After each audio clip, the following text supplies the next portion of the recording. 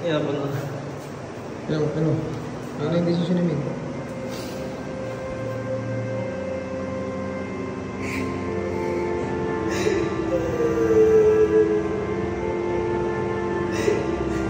Nakakalungkot lang kasi tingin natin sa kanya, kabili tayo. Oo. Sa kanya hindi pala.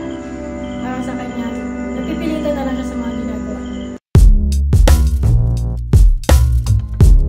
Lang isipin na kahit anong good na bigay namin sa kanya, anong attention, pagmamahal namin sa kanya, parang lagi ending masama kami. Ganon yan ba? Hindi na ako. Pero alam mo yan, napagsasabihan, anong ginagawa mo? Tampo po. Tampo siya, hindi ka kakausapin. Huwag lagi magtampo.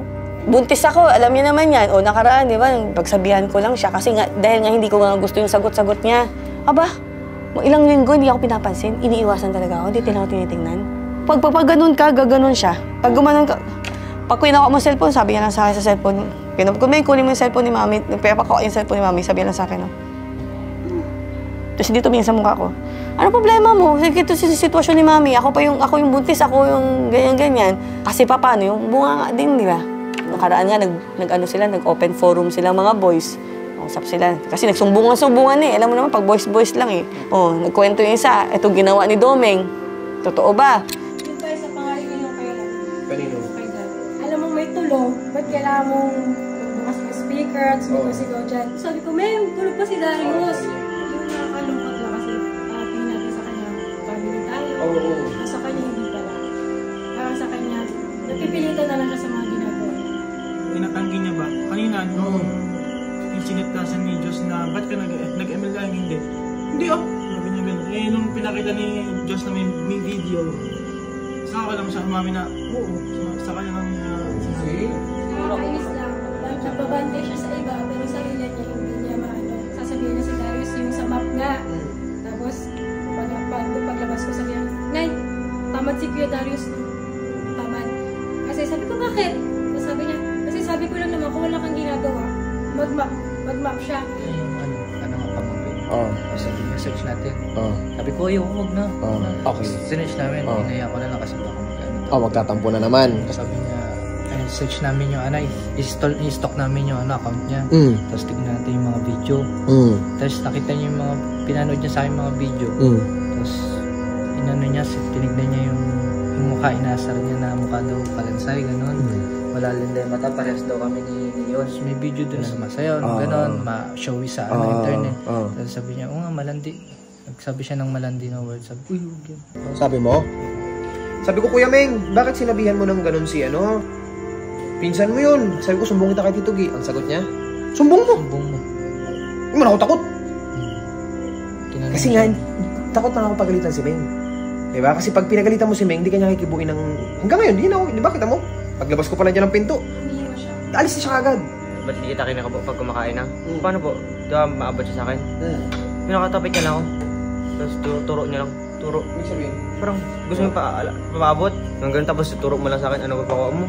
Kahit pinapansin ko siya, ganun na talaga siya. Alam ba ni Kuya Darian? Ba't ka ganunin mo? Nakakaano naman yun, nakababa naman bilang kuya nga. Hindi ka naman kasi papayag-payag lang gano'n. Titintignan ko lang rin sulit. Wala akong sinabi masakit na salita. Parang alam mo na yun. Pag si Darius tumatawag. Tinapit niya lang dito, magtatabi lang. Tinapit lang. Kanina lang. Si Ate Ja po nagkwento nito nung magkakanak kami dito ni Tara. Ate Happy. Nang sinutusan po si Nimindo po si Darius. Tapos nagtinanong ni Ate Ja, bakit mo utusan? Bakit daw hindi? Hindi na lang siya nagsabi. Okay naman siya nakaroon kay Ate May. Ano siya ate ito, sobrang dikit siya kay Ate May. One time, napagsabihan agad si Domeng. Nagsalita si Ate May na, oo nga, Meng, bakit mo ginanon, bakit mo ganyan-ganyan? Simula nun, hindi niya kinilig sa Ate May. Natatawa siya kasi Ano? akala niya hindi tayo dito lahat ng sinasabi natin sa kanya. Hindi ba totoo? Alam niya man po yun. Bakit ganun? Sorry kung naka-video ha, kasi nagbabaliktad-baliktad ka ng kwento. Hindi natin mababalikan ito. Ayoko nang ganun.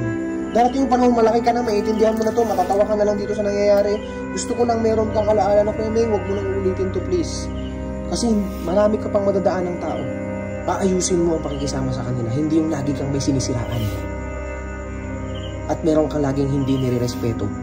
May naibigay man ang tao sa'yo o wala, may naitulong man o wala ang tao sa'yo, maging mabuti ka pa rin. Tingin ka sa akin, Kuya Ming. Kaya ba yun? Ha? Dapat ganun, ha? Pinuksan natin lahat, pinaintindi namin sa'yo lahat na, Kuya Ming, ito yung mga mali mo.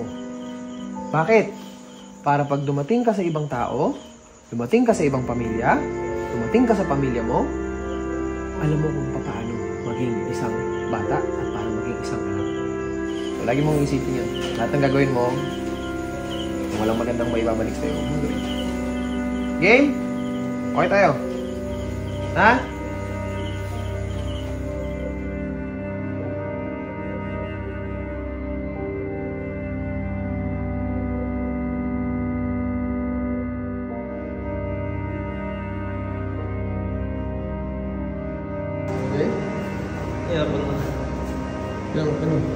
Ano yung decision namin?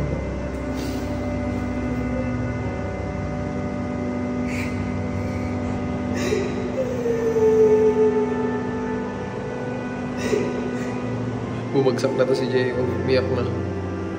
Ay, Kuya Ming.